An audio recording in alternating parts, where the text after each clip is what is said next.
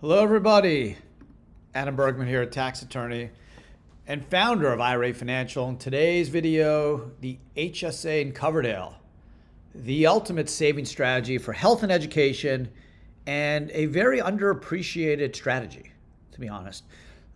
25,000 accounts, and there should be a lot more folks doing self-directed HSAs and Coverdells because they're amazing plans, whether it's for saving for your children's or family's education or using tax deferred and tax-free funds to pay for out-of-pocket health care.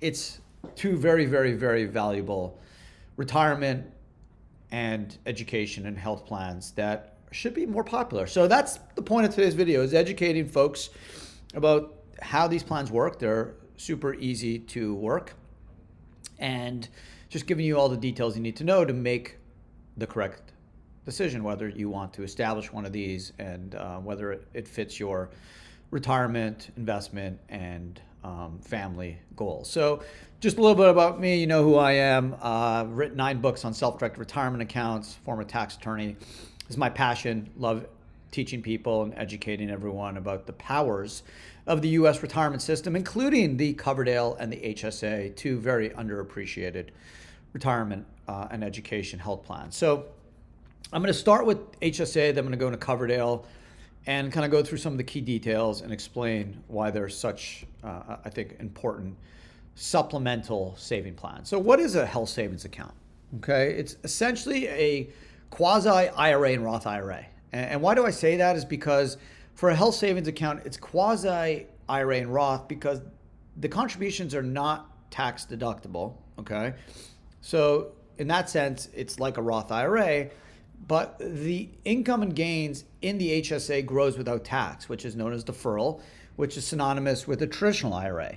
So you get the advantages of the IRA and the Roth with an HSA, and the beauty, in a nutshell, and I'm going to go through this theme over and over, whether it's through the HSA or the Coverdell, is you get to take advantage of deferral, meaning your gains, your assets are going to grow tax-free in the HSA, and you're going to be able to use those funds to pay either health or education costs. Instead of using taxable funds, right? If you earn those funds through a savings account and maybe you pay 20 or 25 or 30% tax, you're now going to be able to use tax-deferred income. So taking assets that are not subject to taxation, meaning they are going to grow much faster than if those assets were subject to tax. So you should have more money to spend on healthcare and education, and those funds are growing tax-free. So anyone could set up a self-directed HSA. A self-directed HSA just means a health savings account that's invested in alternative assets. The investment rules are the same as IRAs, 401ks. The only thing you can't do is essentially life insurance, collectibles like art, and self-dealing, right? Anything that personally or indirectly benefits you or a lineal descendant. So you can have an HSA at a traditional institution, or you can have an HSA at IRA Financial, and you can do traditional investments or alternative asset investments. But who could set up an HSA? So you need to be covered by a high deductible health plan, which is essentially a plan that has minimum contributions, deductible of at least $1,650 if you're an individual, or $3,300 if you are a family plan. So the plan has to have a minimum threshold of deductibility of at least $1,650 or $3,300, which most plans cover. Okay, and then there's a max, which we'll get to, of $8,300 or $16,600. But essentially, most plans are high deductible health plans. It makes it cheaper to provide healthcare by making the plans high deductible, and that's been a trend for a lot of employers. So even IRA Financial, we have a high deductible health plan allowing our employees to do HSAs. That's something that we even help contribute to for our employees, because employers are able to contribute to HSAs, which we'll talk about in a few minutes. So again, a high deductible health plan, I mentioned it's essentially most health plans are high deductible now, and I talked about the minimums and the maxes, but you should definitely discuss whether your health plan at your employer is high deductible. You can ask your HR or your admin department, and they'll be able to help you. So what are the HSA benefits? Okay, why would you want to do this? So the key is this. Yeah, you would get a tax deduction. So for the HSA, the idea is, the contributions are going to grow without tax. Okay, that's the main benefit of the HSA is the contributions are growing without tax. Okay, so you're going to put in a few $1,000s a year, whatever you put in, and that income is going to grow tax-free. Okay, and that's the idea of deferral or compounding return. That is the eighth wonder of the world. The rule of 72, your money will grow and double every 9 years, assuming an 8% rate of return. Okay, so an HSA is tax deductible. A Coverdell is not. Okay, and that's why I kind of use the IRA and Roth IRA. You get a tax deduction for the HSA, and like a Roth IRA, when you pull the money out to pay for health savings benefits, it's tax-free. The only difference with the Roth is the money will be used for your own personal benefit when you pull it out after 59 and a half, and the Roth's been open 5 years. With an HSA, you can pull the money out as long as it's for health eligible costs, which we'll get to in a minute, and there's no tax on what you pull out. So you get a deduction and you get tax-free growth. And that's why it is such a valuable plan, because as that money is growing without tax, taking advantage of compounded returns, you can then use those funds to pay for medical expenses out of pocket. And it's very, very broad on what you can pay for. So you can get a deduction, your money's growing without tax, and then you can use those funds to pay for healthcare costs. And we'll see if you die or you can pass those funds off to a beneficiary tax-free. So it's a great plan. I mean, more and more people are learning about it. And the beauty of the HSA is you can invest in traditional investments. You can also invest in alternative asset investments. So it's very, very valuable in that regard. You can invest in almost anything you want, and it's super portable. Okay, so how much can you put in an HSA? So healthcare, right? Whether you're young and God forbid you get sick, or as you get older, things happen, we all know. And even if you're relatively healthy, there's stuff that pops up, whether it's dental, whether it's vision, whether it's just, God forbid you break your arm or something. Like my sister actually had a root canal. She'd been in a carrot, and it ended up costing her $6,000 to fix her tooth. A lot of pain. So, by using an HSA, she'd be able to use those funds to pay for the cost of that root canal, and it would be with tax-free money that is growing faster than it would if you just saved it in a personal account. So it's a great way, to do that. The most important thing, again, is just remember the contribution is deductible. So you could get a deduction. Your employer, if it does it, would get a deduction. But there are minimums and maximums on how much you can put in, and you want to make sure you are not using these funds for anything that's not qualified, which we'll get to right here. So what's a qualified medical expense? It's basically everything, right? It's like doctor visits, medicine, equipment, dental care, vision, almost anything you need to spend money on. Other than like travel or clothing, is probably going to be covered. Okay, massages, no, but physical therapy, generally, yeah. So it's a huge, broad list of expenses that can be used to pay for qualified medical expenses through your HSA. And again, the whole idea is you're using money that is growing without tax, and you can use those to pay for these expenses, which is a lot more tax efficient, and you're going to have a lot more money at the end of the day because the funds in your HSA is going to be a lot more than if you saved through a personal account, because those funds would be subject to taxation, right? Simple example, you have $100 in a personal account subject to 20% tax, right? You're going to have $80 left at the end of the year. If you earned $100 in an HSA or an IRA, you would not be subject to taxation, so you would have $100 at the end of the day.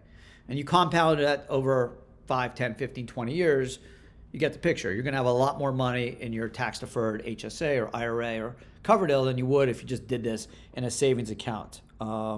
So that is the key tax ingredient to the HSA.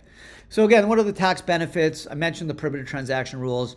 You have the ability to diversify, to be flexible. So what a lot of folks do is they say this, okay, I have 30, 40 grand in HSA at a traditional institution. Let me take 10 grand off the table, and I want to do that and invest in cryptos or invest in gold or invest in a venture capital fund or private stock, and take a little bit more of an aggressive angle on those investments, okay? And kind of use that as a traditional investor would use private equity and mix that with their traditional investments, right? So you probably don't want to take all your HSA funds and do cryptos or do alternative assets, but maybe you want to take 10% or 20% of it. So you know what? I'm gonna look to really generate some alpha, some real strong returns.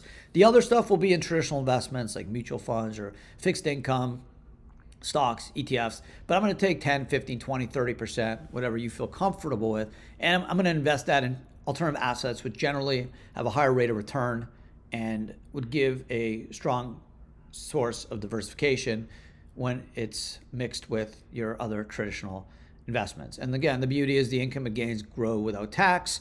I use the example of the $100. Do that over many years, you're going to have a lot more money in your HSA that you can use for spending on health-related expenses. Now, again, God forbid, you get sick, you have it. If you don't ever get sick, you're just healthy, you die at 120, never get sick, never go to a doctor, never have eye issues, never have any dental issues, you can give the HSA to a beneficiary, tax-free. So the key is this: you got to use the HSA only for qualified medical expenses. You can't go to Hawaii, can't buy yourself a Porsche, can't buy yourself a Rolex watch. It has to be for medical expenses, qualified, which are super, super broad. If you pull money out for non-qualified expenses, there is tax and a penalty, which we'll get to. But the funds grow without tax, super easy record keeping. You just got to keep sufficient records to show that you actually paid for qualified expenses. It's not like you got to go through a deposition to prove what you've paid for. Of course, you can get audited, but you just need to keep records that you've paid for health-related expenses. If you take a distribution, you got to report it on a Form 8889. You must file the 8889 with your tax return. If you don't use a distribution, obviously you don't have to pay tax or do anything, but that's only if you take a distribution, you got to file an 8889. Employers can do HSAs, and it's a very pro-employee attractive, kind of quasi-fringe benefit that you can provide an employee, because the employer will get a deduction and the employee gets some free money in an account that they can use to pay off health-related qualified expenses. Again, most employers have high deductible plans. So you're probably going to be in a high deductible plan if you have a healthcare plan through an employer, private employer. And you should just ask if this is kind of piquing your interest. And it should, right? Because it's a very tax efficient way to save for health-related costs, which unfortunately we're all going to have, right? I'm a pretty healthy guy. I still go to the dentist. I still go to the doctor. I have eyeglasses.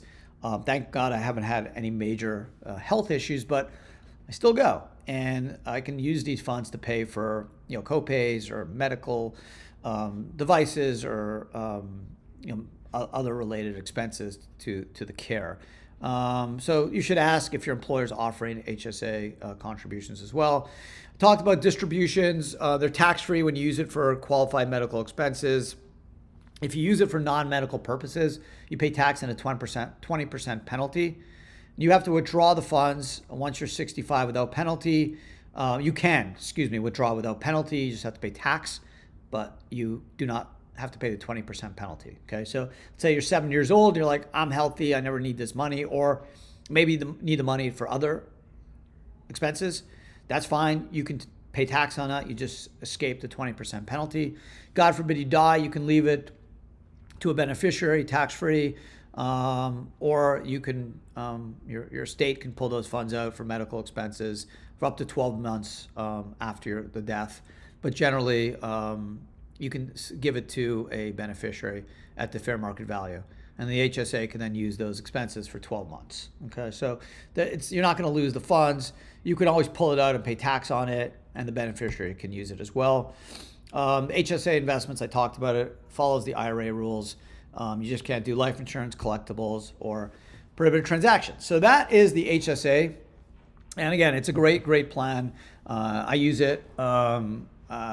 It's my spouse uses it. It's just something to have to cover just basic qualified medical expenses, even if you don't have a, God forbid, huge medical issue. I've used it for a vision, dental, and copays, along with some medical medicine. So it's come in handy. And again, that fund's growing. It's growing without tax. I know I'm going to use it.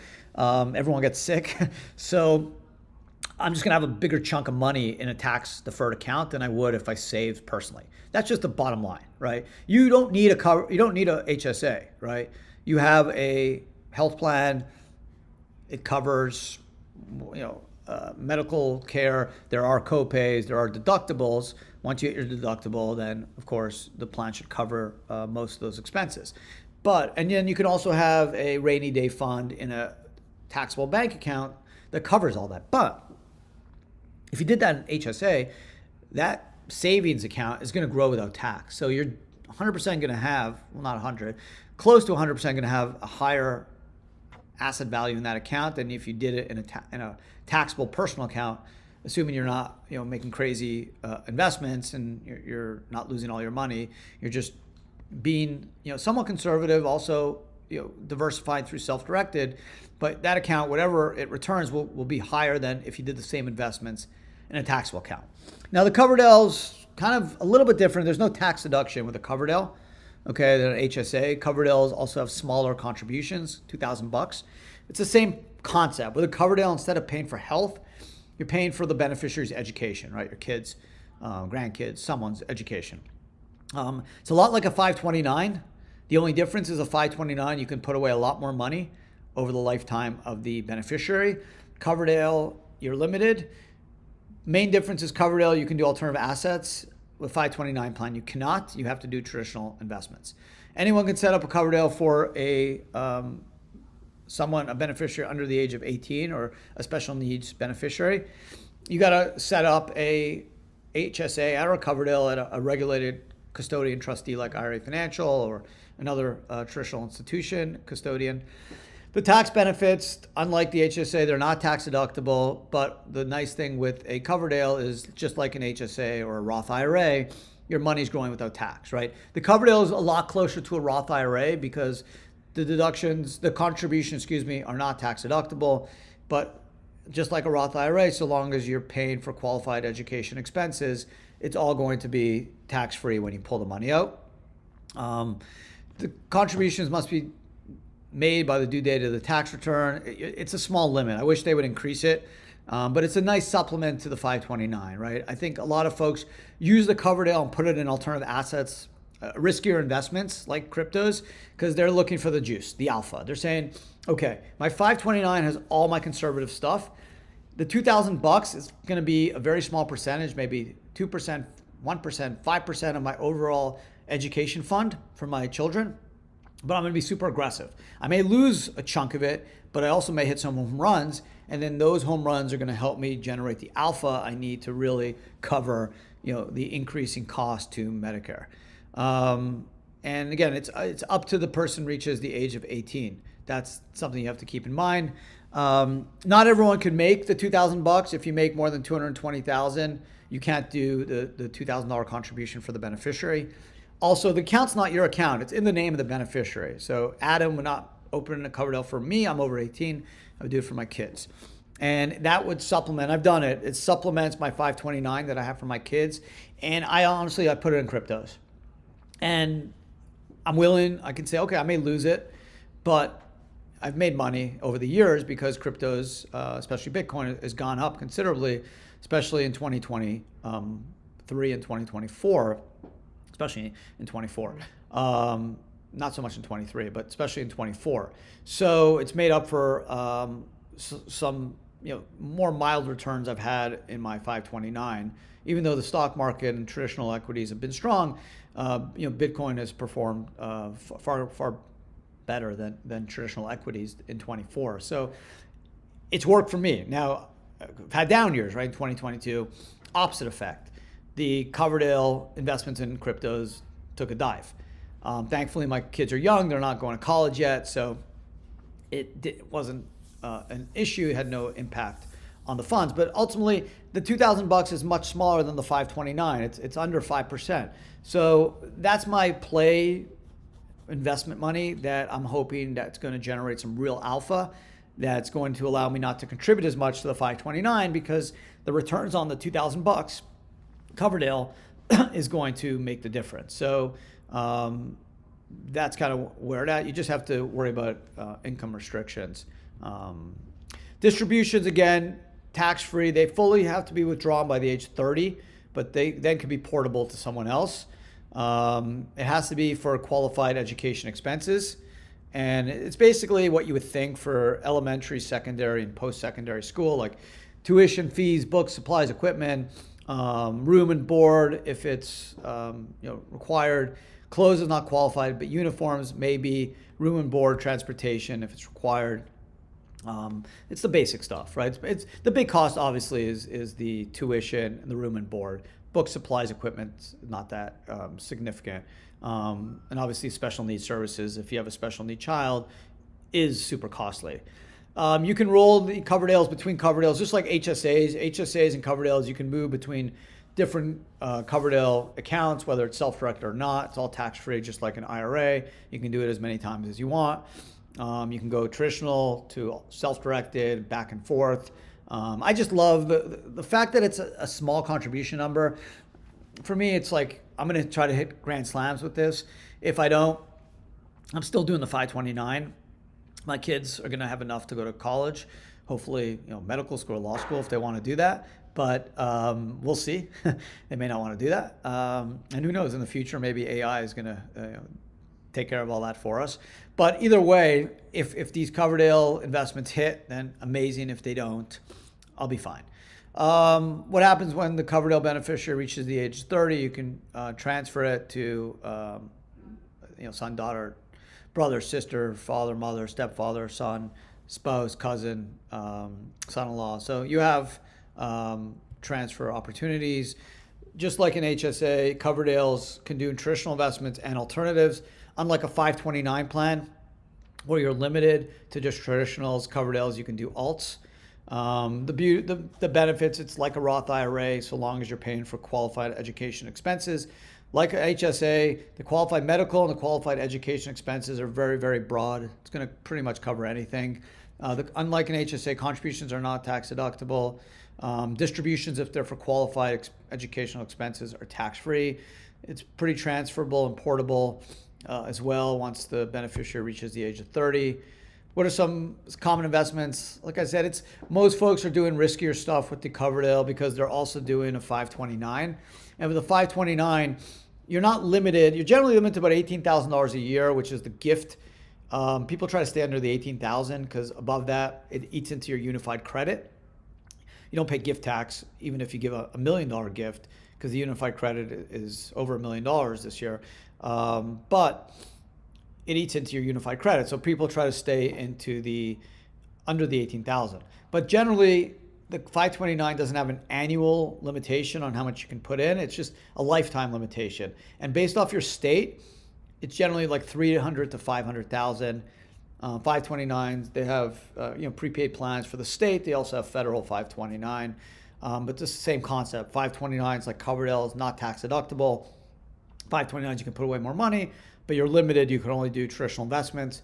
With a Coverdell, smaller contribution, not tax deductible, same qualified education expense requirements, but you can do alts, right? You can do cryptos or gold or venture capital, private investments, hopefully generate some real alpha to really supplement and juice up your 529 returns.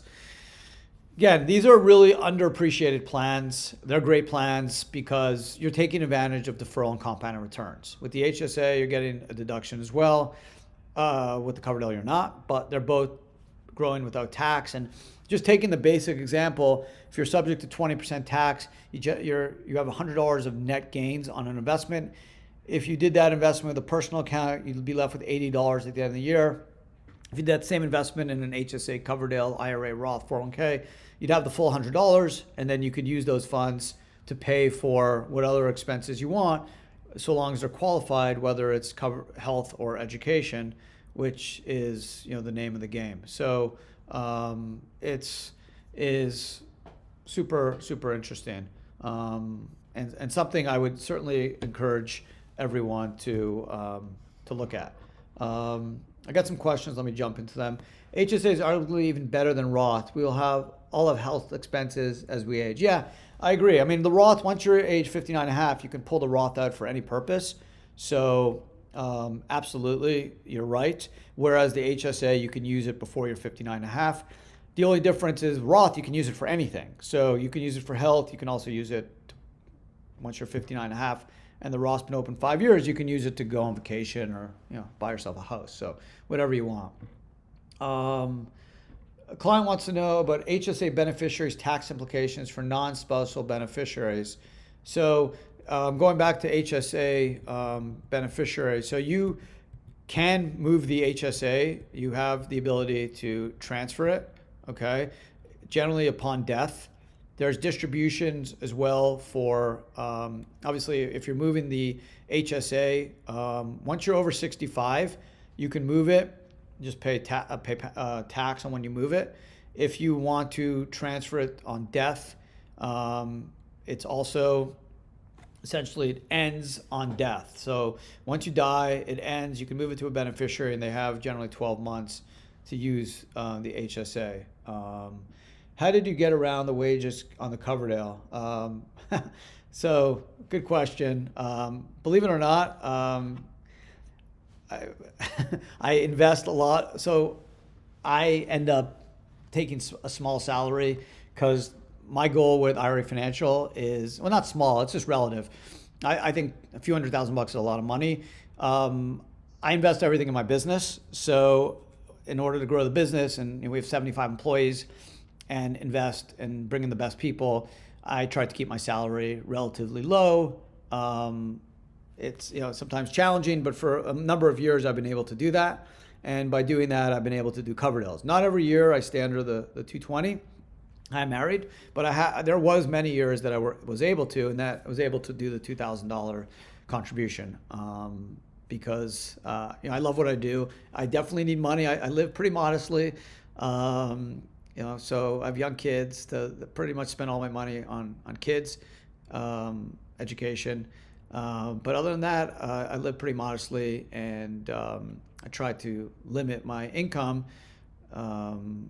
save as much as I can in a 401k, Roth IRA, limit my income. So I've been able to do Coverdales and try to keep all the money in the company so we can grow and keep providing great services to our customers, keep bringing in the best people so we can provide great service and education to all our clients. That's been my goal and focus over the years. So just going back to the last slide again, some great questions. Thank you. Again, these are underappreciated plans. They're very flexible. You have the ability from the Coverdell to pull it out. Once you're over 30, you can transfer it to another family member. The HSA you can pull out after 65. Just pay tax on it. Most people don't need to do that because, as the gentleman said, we're generally all going to get sick, and we're generally going to need money as the costs of healthcare keep going up. Now, let me tell you, the U.S. healthcare system isn't awesome in terms of, is it perfect? But I grew up in Canada, and free healthcare isn't the answer either. I'd rather pay for what I get. And the problem in Canada is there's no accountability.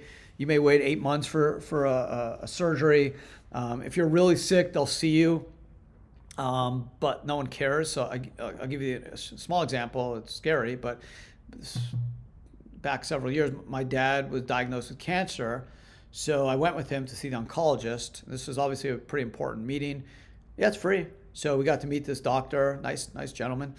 And he gives my dad a business card, and he crosses out his email and phone number and says, if you have a problem, just call my office. I can't talk to you individually. And he said, not that I don't want to, but I have too many patients. The system's a mess, and I'm never going to be able to get back to you. I have hundreds of emails I haven't been able to get to, so I'm sorry. And this is the guy that's going to be deciding basically the chemo treatment, following through on my dad's progress. And my dad ended up dying. Pretty much, that's a story for another video, but the Canadian healthcare system literally killed my father. I tried to sue the doctor. I couldn't even bring the doctor up on any charges. They try to protect their doctors because they don't have enough doctors in Canada the patients have no rights. No one cares about you. The nurses don't care about you. So listen, the U.S. medical system's not perfect. People hate Obamacare or whatever it is. It's still a better system because you need to pay for something. Listen, even if your brother or sister is an architect and wants to build your house, you probably want to pay them something because there needs to be accountability. Because God forbid there's a problem with your house and the plans. If you're not paying the person, even if it's your brother or sister, they may say, I'm busy. I got a client paying me. I'll get back to you tomorrow or the next day. So I believe in value in pain, getting value in return. I do think, paying $8,000 for a tooth replacement, or some of these, you hear hospitals charging $10,000 for a ridiculous procedure. Yes, it needs to be cleaned up, but the system works. Still the best healthcare in the world, I think. And to have the HSA, I think, helps a lot because you just have that money growing without tax. It's basically like a Roth IRA that you can invest in whatever you want, essentially, and have that as a nest egg that's in a tax-deferred account, so you can use that for other expenses. Okay, now in a 529, can you contribute more than $18K in New York State in 1 year without triggering a gift tax? No, but there's not going to be a gift tax because you have a unified credit. I'm not sure, I should know as a New York attorney, but I don't really remember at this point. I can research it if there's any state gift tax over 18K, but it's a federal threshold. So you have a unified credit. So even if you give a gift of 100 grand or 200 grand, all that does is anything above 18K per spouse. So if you're married, it's 36K. It's going to eat into your unified credit, which could go down, obviously, depending on who wins the election. That's a possibility that the unified credit will drop.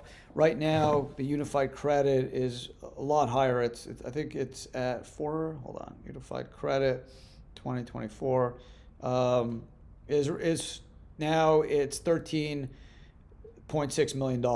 Okay. So if you're married, you get about 27 million. That can go down under $1 million if the Trump tax rules go away.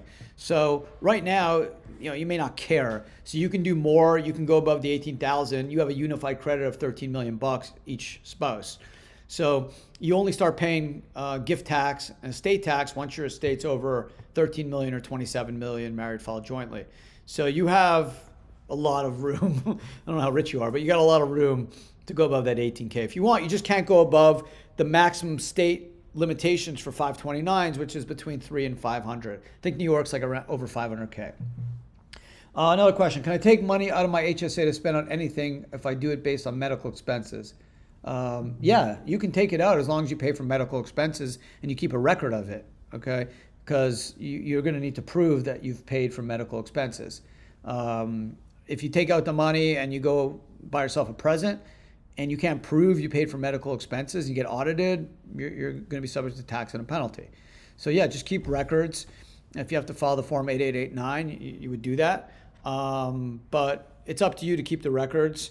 With the self-directed, a lot of people have an HSA with an LLC. They'll just pull the money out, or you just pull the money out of the HSA and let us know and use it for whatever you want. We'll keep records if you want us to keep records as well, but you will keep them to prove that you didn't do anything you shouldn't have done.